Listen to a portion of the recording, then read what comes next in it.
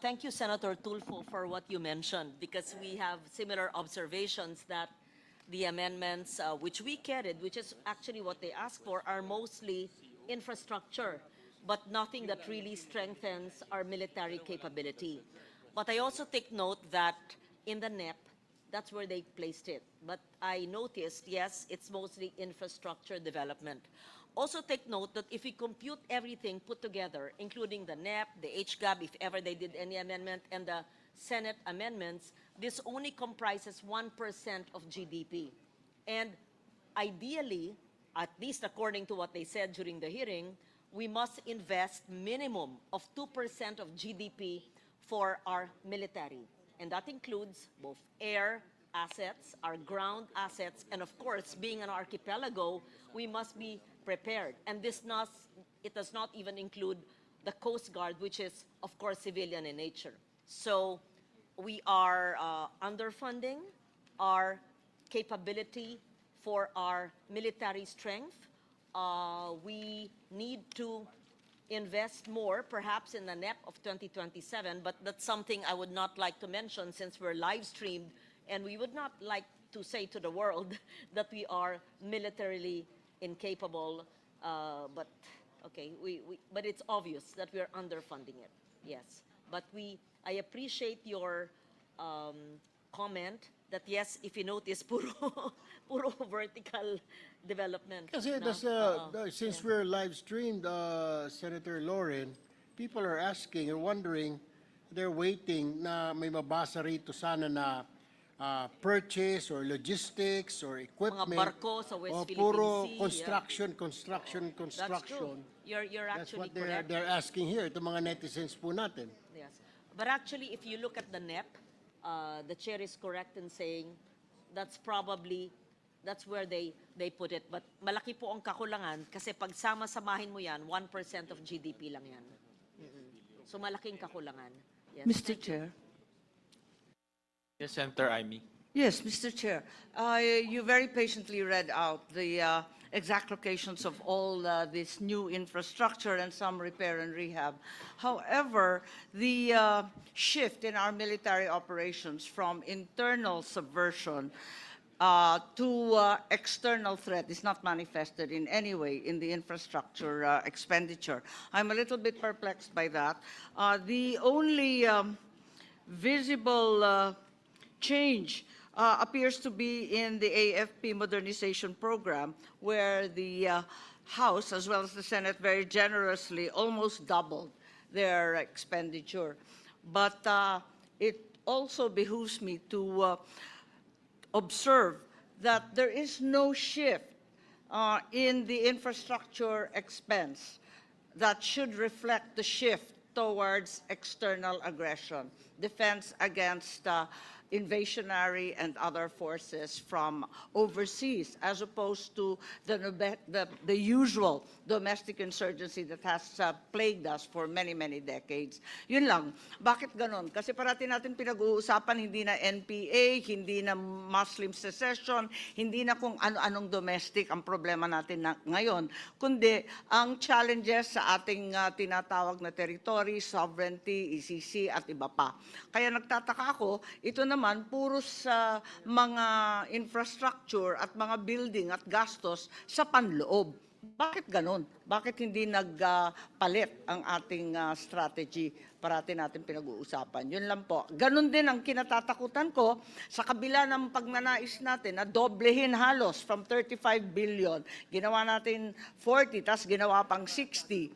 Eh baka naman yung bibilhin pa rin, small arms pa rin, na talagang kasi ito nakikita ko, manufacture, storage, and security of small arms, paano yung mga kinakailangan natin sa dagat, sa karagatan, at eto nga, sa Air Force, na wala naman tayo nakikita. Yun lang ang kinatatakutan natin. Maraming salamat, Senator Amy at Senator Tulfo sa mga tanong. Meron din ho tayong AFP modernization program na 90 billion pesos, both program and unprogram appropriations. At typically ho, itong mga components ng AFP modernization ay pinag-uusapan po sa executive session because of national security issues. But rest assured na meron tayong pondo for the modernization.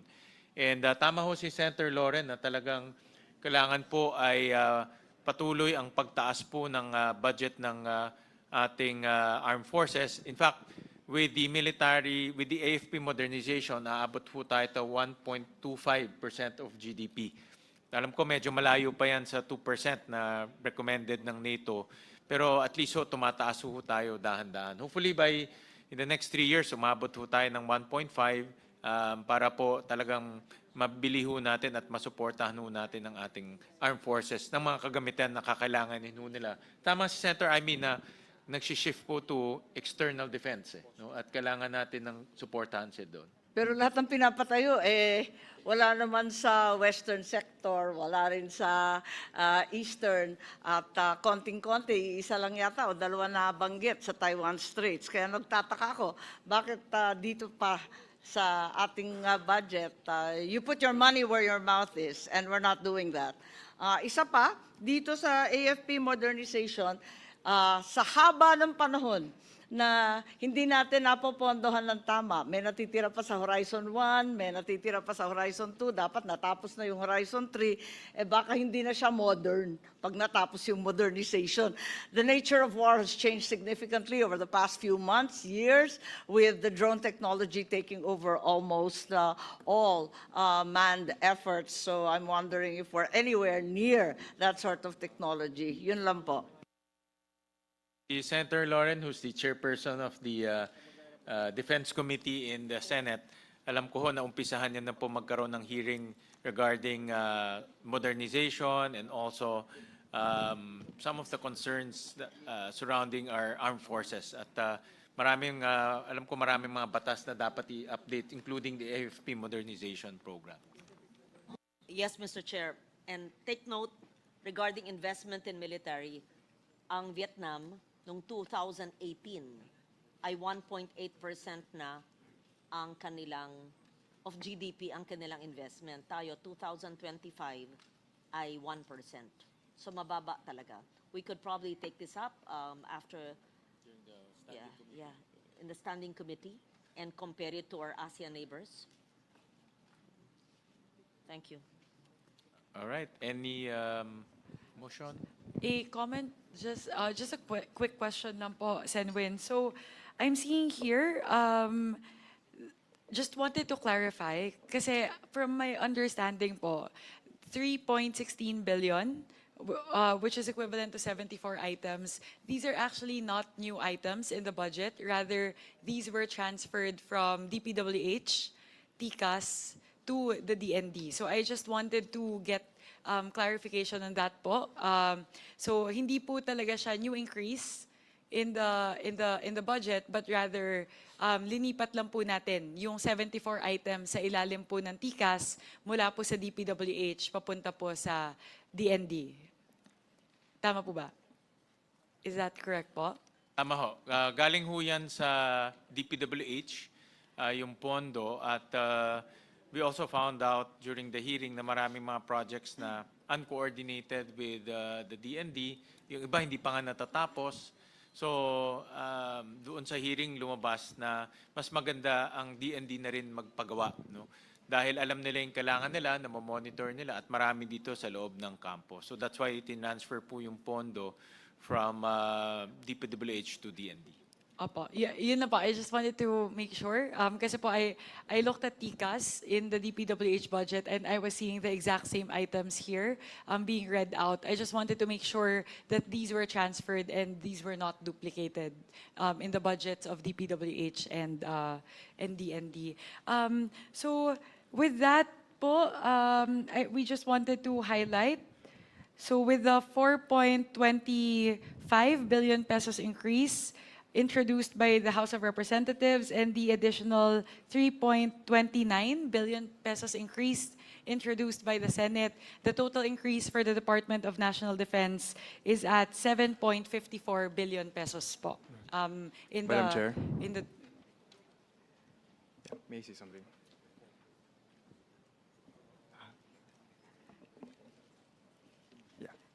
sorry, Please let me Ah, finish sorry. po, Go ahead, if yes. that's okay. So with that po, we just wanted to highlight that with the 4.25 billion pesos introduced by the House of Representatives and the additional 3.29 billion pesos added by the Senate, the total change or the total increase rather from NEP to the current proposal would be 7.54 billion pesos for the Department of National Defense. Representative Javi Benitez. Okay. Thank you, Madam Chair. Apologies for that earlier.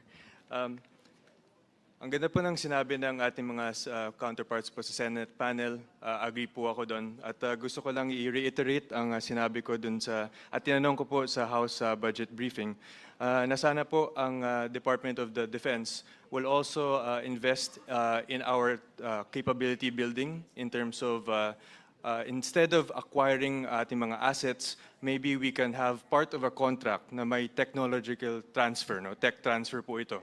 Like for example, sa Cavite, meron pong na successful na Shaldag Mark V na ginawa sa Cavite, which is a fast attack interdiction craft. Meron pong mga missiles. This was acquired by the Philippine Navy, but we're able to build our own capability. No, so this is in the Cavite Naval Shipyard, sa Naval Station, Pascual Ledesma. Parte ito sa AFP modernization goals. So hopefully in the future, hindi lang tayo mag-acquire, we can also build our own capabilities. So gusto lang po ilagay yon sa record. And while we are here as a representative of Negros Occidental, gusto ko lang magpasalamat sa Department of Defense kay Secretary Gubot Teodoro, and of course our Chair Win and the Senate panel for including, of course, on the OCD, ang NIR Logistics and Warehouse Hub that will really help disaster preparedness para sa mas mabilis na response sa aming rehiyon. And the several items for Negros Occidental para sa security, humanitarian assistance, and civil-military coordination. So maraming salamat po. It will help the overall resilience sa aming probinsya. Thank you. Madam Chair. Yes, Representative Rufus Rodriguez. Madam Chair, I am concerned because we are talking of matters of national security. And, although it's the first time that we have live streaming, probably next time, discussions like this will not only be, heard by the Filipino people, but our enemies. And so therefore, probably in the next cycle, we should not, for national defense, it should be an executive session, and there should be no printout on this except during the time of executive session, because we are already announcing our defense postures. And so therefore, just a manifestation, Mr. Chairman. Now, first time, we wanted to be transparent, fine. So then, but the discussions in the present, in our panel, both panels now, there are very, very, very sensitive, and there are matters of national security. The DND would really be on national security. And we don't want to telegraph or to inform others, other countries which are, having an adverse interest to the Philippines. But that is an observation. So we hope that we stop now and be able to have, so therefore, with that manifestation that in the next budget hearing, we will have a national security, then it should be an executive session on the national defense. So therefore, we would like to move for approval of the same, Mr. Chairman. Second. Mr. Chair. Yes. I beg to disagree because in their speeches, even the AFP, Philippine Coast Guard, the Department of Defense, they do mention about our equipment, purchasing, we have to buy equipment, and it's a given fact.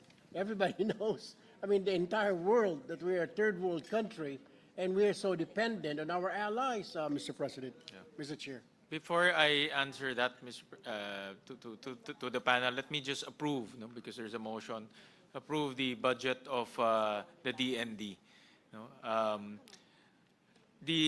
Actually, the projects mentioned earlier are all improvements of barracks, improvements of minor facilities inside the camps. But I do agree with Congressman Rufus that sensitive matters such as what equipment we will be purchasing, how we'll be modernizing, I think those should be discussed during executive session. No? That's why, and I do agree with Congressman Rufus that we have to be mindful and sensitive, no, to the AFP because of the national security implications. But as far as we can be transparent, no, as far as we can divulge the amendments related to DND, then we will do so.